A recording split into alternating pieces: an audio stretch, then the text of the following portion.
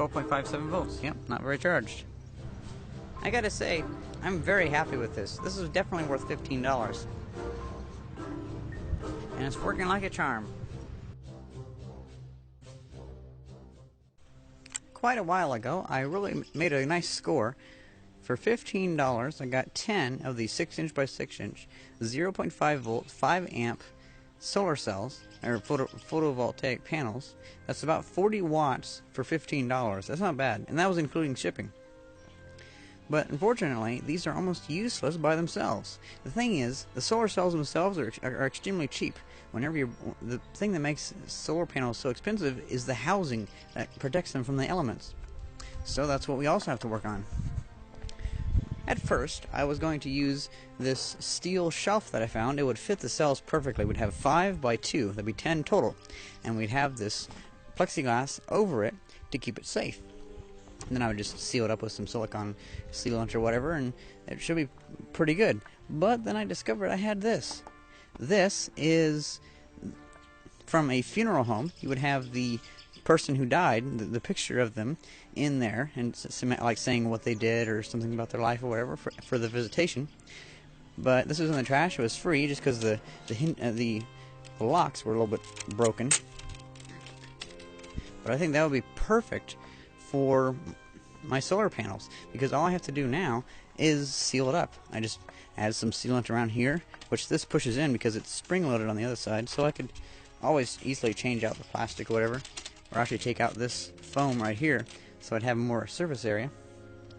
Then on the back over here, this is wood, so that would probably not be too good in weather, but I could spray some really heavy-duty paint over it. Now this is foam core board, and foam core board, it's plastic, so it won't let water through. But I think this would be a good way to start to house the solar cells. Since I lucked out with that, now let's work on tabbing the solar cells. Tabbing is whenever you put the wires onto the contacts on both sides.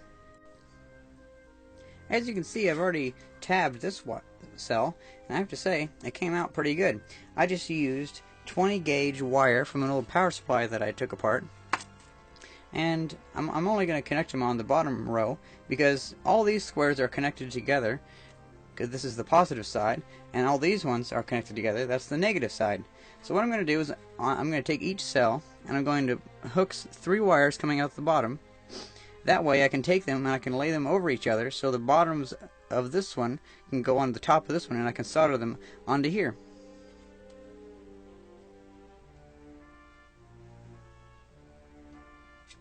That's a pretty good voltage. Unfortunately, I'm only going to get 5.5 volts at the max, because I only have 10 of these in series. If I would have actually thought right, I would have bought 3 sets of these. That way I'd have 30. And I could actually charge a car battery directly, but as it is now, I'm going to have to use a step-up transformer to bring the voltage from 5 volts to like 15 volts in order to charge a car battery. But oh well.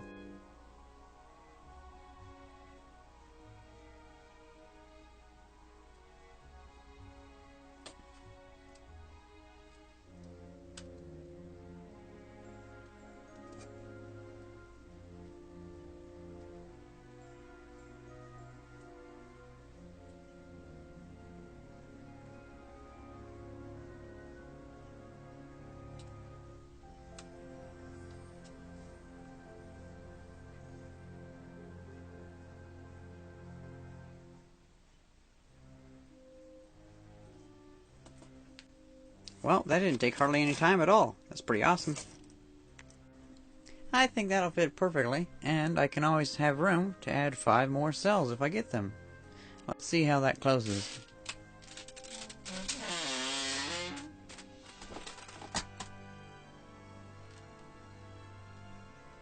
That's going to be awesome. So now it comes time to make this thing waterproof. I'm going to use some of this Loctite Stick and Seal outdoor adhesive. I'm going to attempt it at least. I don't know for sure if this will work properly. It'll take 24 hours to cure. I'll put it on the inside along here, and I'll put it on the corners where these 2 bits of metal meet. So I'll put it along here, and I'll put it all along on the inside, and then on the outside. Let's get to work.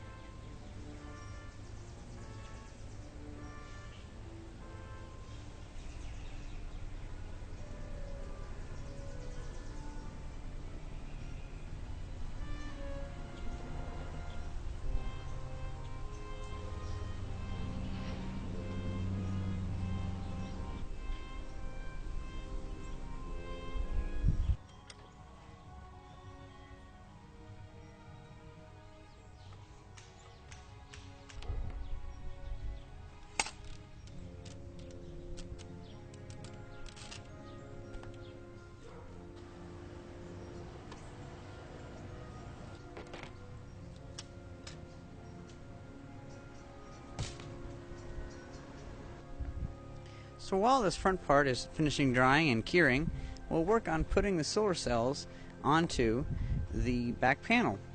First, what I'm going to do is I'm going to solder them into 5-cell chains, and then we'll put those two 5-cell chains onto here. Now, instead of actually connecting the cells themselves to the backing material, because if I were to use like sticky tape or something to connect the cells to it, they're so fragile that I think if I were to try to take them off to use them for another project, or if I try to change it a little bit, it would most likely break the solar panels. So instead, what I'm going to do is I'm going to put the cells here, and I will put zip ties around the wires connecting the cells. That way the cells aren't directly held on here, but they're held on by the wires, so if I really need to get them off, I can just clip the wires and take them off.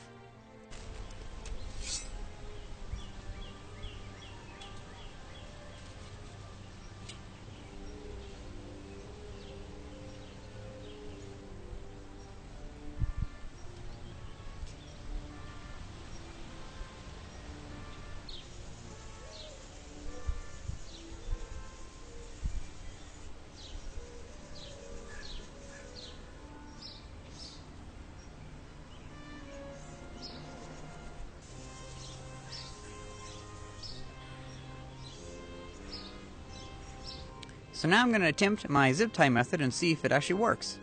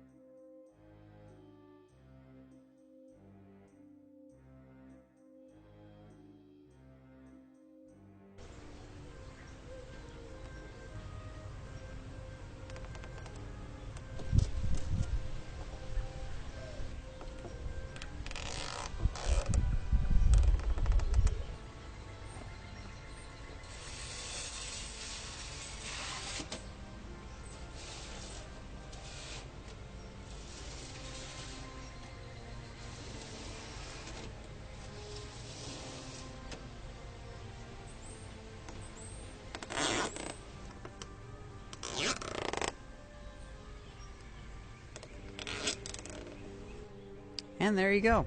Pretty solid. Or at least it's as solid as it's going to get.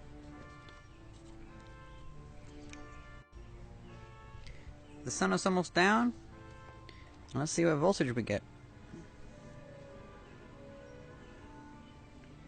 5.4 volts. Not bad at all. Now I'll switch over to the amp setting.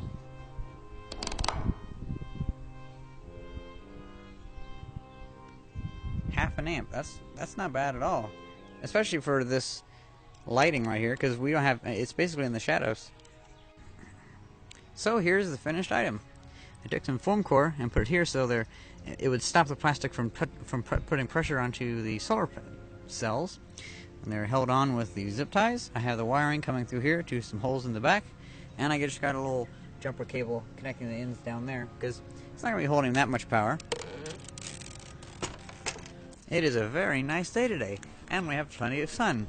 There's like a few clouds, but oh well. It's a nice day to test out the solar panel.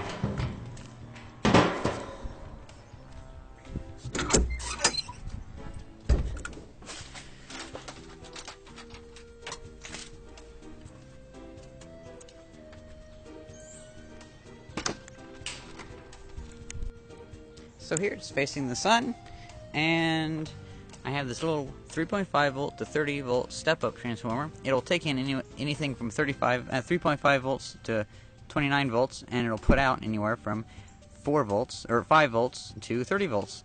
So I'm using this. I'm connecting it up to here to step up the voltage. Let's connect it up. I have it turned off, and now let's slowly bring up the voltage so we can see how high it'll go.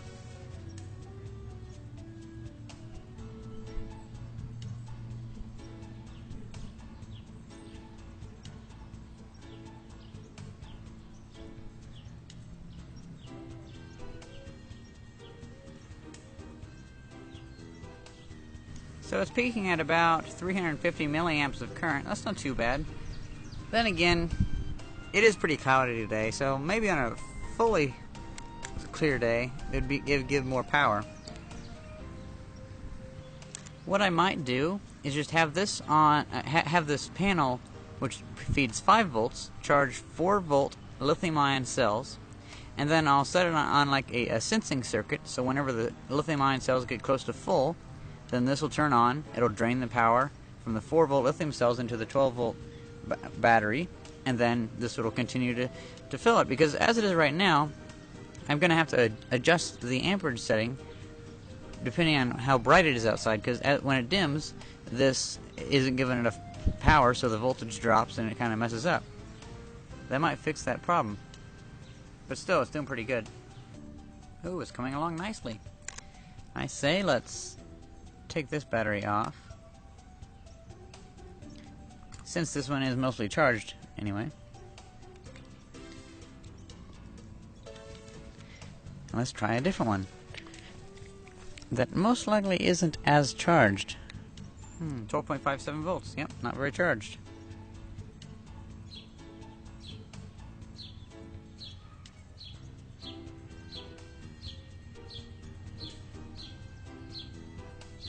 Let's see where it goes. Well, it's going pretty good. It's already 0.2 volt above what it was before. I was thinking, see, I'm wanting to use that to charge my electric bicycle. Okay, so my electric bicycle, with its first 9 amp hour pack that I made last year, it went 20 miles on that. That 9 amp hour 48 volt pack was 442 or so watt hours. So 442 divided by 20 would be about like 22 or so, I think. Yeah, about 22. So for every mile with my electric bike takes 22 watt hours of energy. That means that this thing, every like 5.5 hours that it runs, at least 5.5 hours that it runs at full power, it'll give me 1 more mile on my bicycle.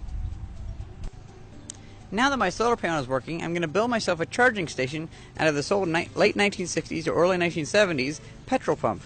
I think that'd be pretty awesome, and pretty ironic that it would be now serving electricity instead of petrol.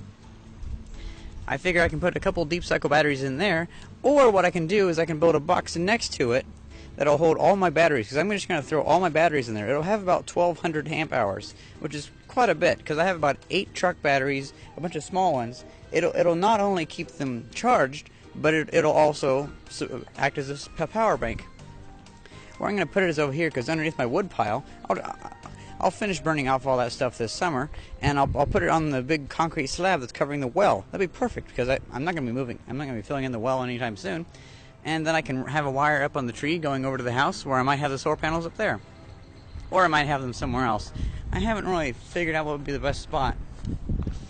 I may, in fact, put the solar panels over here, because this area of the yard doesn't have that much blocking it. What I might do is I might put a stake down on the ground and have it going up about like 10 foot or so, and have a rotation thing so the solar panel can follow the sun. I'll have several of them, that way I can mow around it and it won't really get in the way of the yard. Well, anyway, I hope you enjoyed this video, and thanks for watching. See ya! That thing pulls 2.5 amps. That's pretty good.